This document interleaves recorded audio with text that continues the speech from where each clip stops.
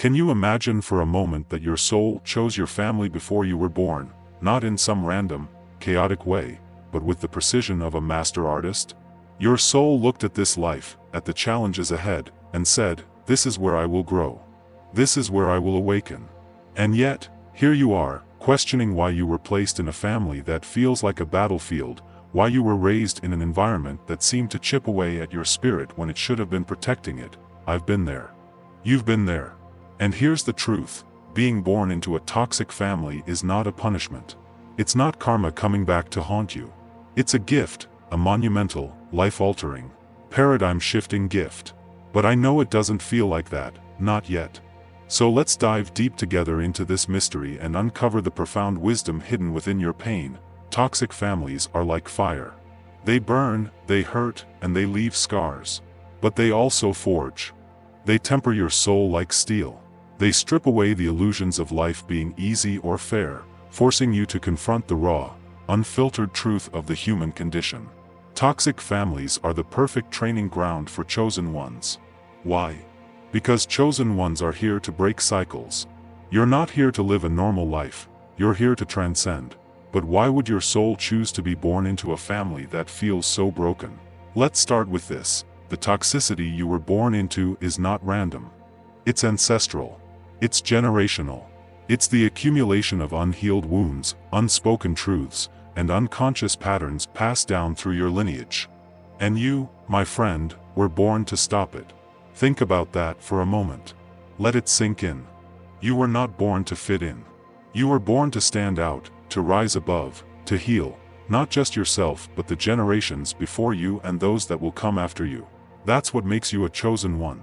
Here's the hard truth: to break a cycle, you have to experience it. You can't heal what you don't understand.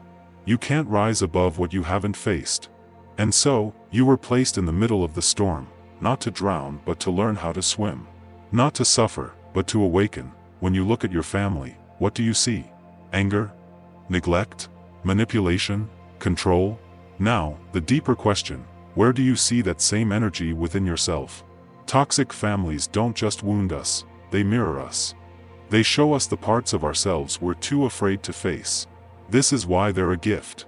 Because in the fire of your family's dysfunction, you are given the opportunity to see yourself, to heal yourself, and to transform yourself.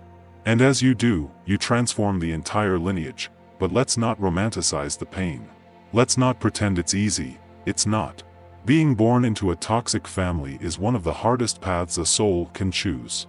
It requires immense strength, resilience, and courage. It requires you to face rejection, betrayal, and even abandonment.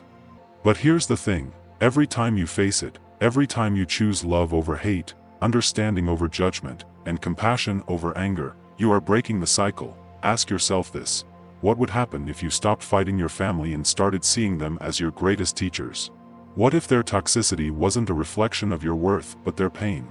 What if their inability to love you the way you deserve wasn't because you're unlovable, but because they don't know how to love themselves? This is where the shift happens. When you stop seeing your family as the enemy and start seeing them as wounded souls doing the best they can, everything changes. Your family's toxicity is not your burden to carry. It's your invitation to heal. It's your invitation to step into your power as a chosen one. But here's the catch: you can't heal your family. You can only heal yourself. And in doing so, you create a ripple effect that transforms everything. When I was younger, I used to believe that if I were good enough, successful enough, or strong enough, I could fix my family. But the more I tried, the more I realized that saving them wasn't my job. My job was to save myself, to break free from the patterns keeping me stuck. And as I did, something miraculous happened. The family dynamics began to shift, not because I forced them to, but because I changed.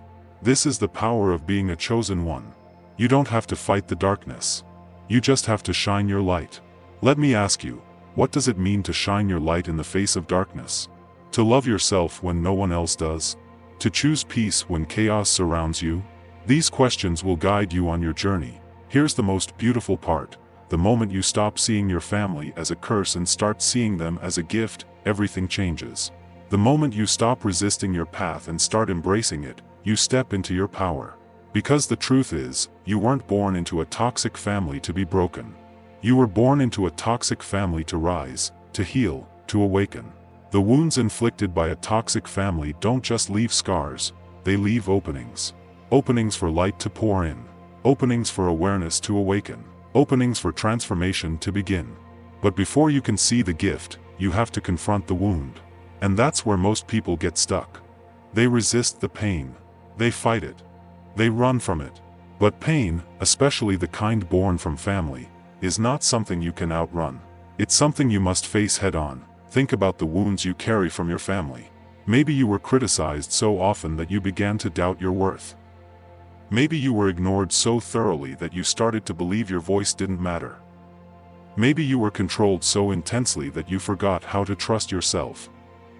Or maybe the love you craved came with conditions, and you learned to equate love with performance, approval, or sacrifice. These wounds are real. They hurt. But they are also the catalyst for your awakening. Because every wound carries a lesson. Every scar tells a story. Every pain holds the potential for growth.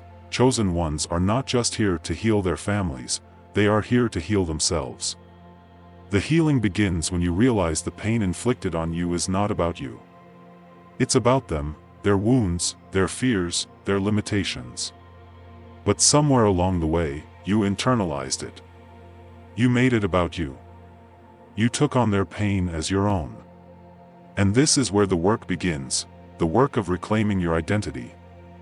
Your worth, your power, your healing doesn't depend on your family. It depends on you. Forgive, not because they deserve it, but because you deserve peace. Release the anger, resentment, and bitterness, not to excuse their behavior, but to free yourself from its weight. Forgiveness is not about forgetting or condoning.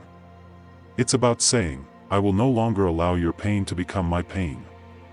I will no longer allow your toxicity to dictate my life. This is where the gift becomes clear. As you heal, you awaken. As you release the pain, you remember your power.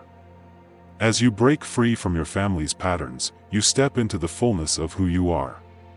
And as you heal your entire lineage. You show others that freedom is possible. You give others permission to step into their power. This is why toxic families are a gift. Not because the pain is justified, but because the pain has purpose. That purpose is awakening. You are not a victim of your family. You are the catalyst for their transformation. You are not here to repeat their patterns. You are here to break them. You are not here to be defined by their pain. You are here to transcend it, and that, my friend, is the gift.